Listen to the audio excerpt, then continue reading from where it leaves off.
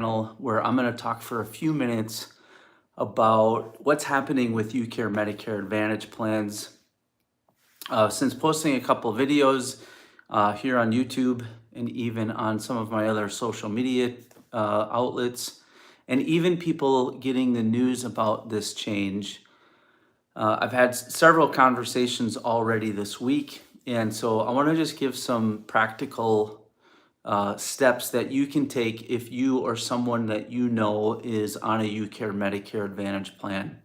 My name is Jamie from meetjamie.com. I'm a licensed insurance agent. I help people understand how the Medicare program works and connect them with the coverage that fits their needs. I'm based out of Minnesota, but I'm licensed in about 20 different states now, actually. And this is a very big deal in the state of Minnesota. And so I just want to be a resource in any way that I can to those of you who live in Minnesota, and especially those of you who may have a UCare Medicare Advantage plan. So let me just give you just a few thoughts that I have as far as next steps if you have a UCare Medicare Advantage plan. And by the way, if you have a United Healthcare Medicare Advantage plan, there's a lot of those plans going away. So just generally speaking, there's a couple things just to keep in mind. And I hope you find this helpful. And if you do, maybe share it with a friend, and obviously hit the like button. Let me know if you have any questions in the comments. First of all, don't panic. If you are notified that your Medicare Advantage plan is ending, whether it's UCare, United Healthcare, different company, don't panic. And the reason I say that is even though this might affect you personally this year, this happens regularly. There are plan exits pretty regularly when it comes to Medicare Advantage plans, and there are strong protections in place for you as a Medicare beneficiary. When I first started doing Medicare insurance, it was back in 2018, which was 7 years ago now. And I was working with people here in Minnesota who were losing what's called a cost plan. And that cost plan affected about 60,000 people. And so back then when I started, I didn't know anything about what I was doing. I was brand new and was getting phone calls and talking with people. All they knew was they were losing their plan. They didn't know what to do. There are steps that you can take and to make sure you have robust coverage in the following year.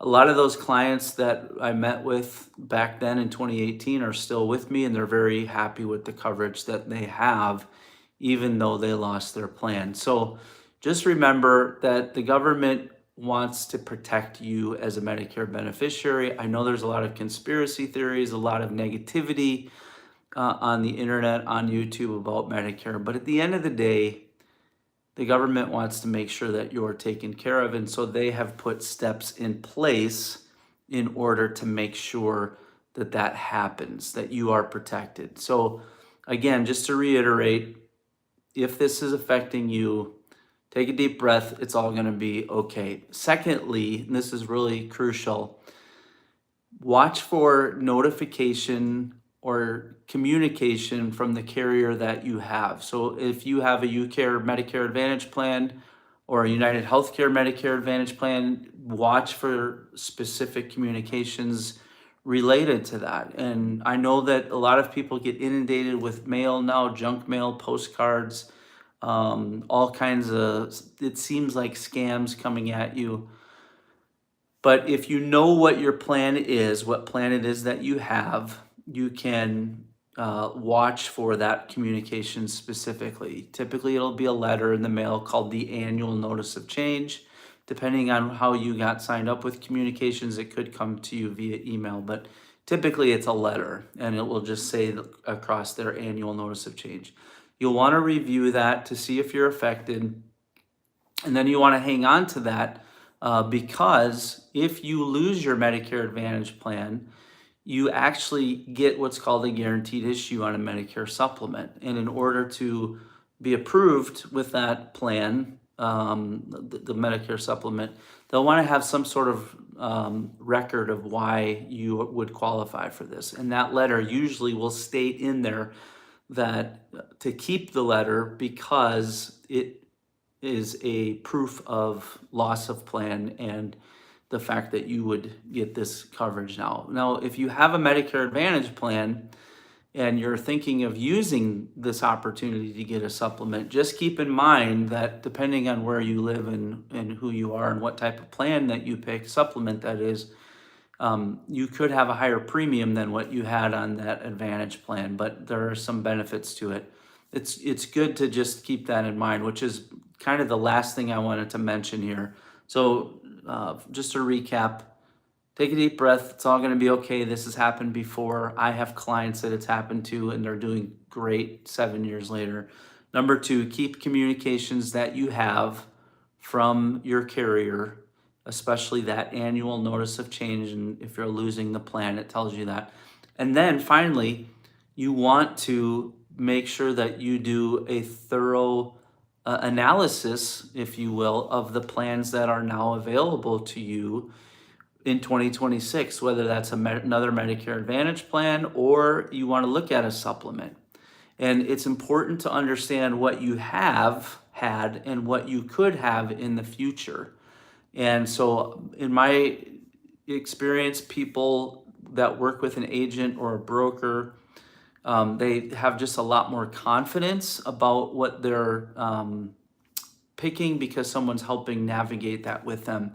A lot of misinformation out there about brokers. People think that broker means you pay, but that's not the case with Medicare insurance. The companies compensate agents for helping you.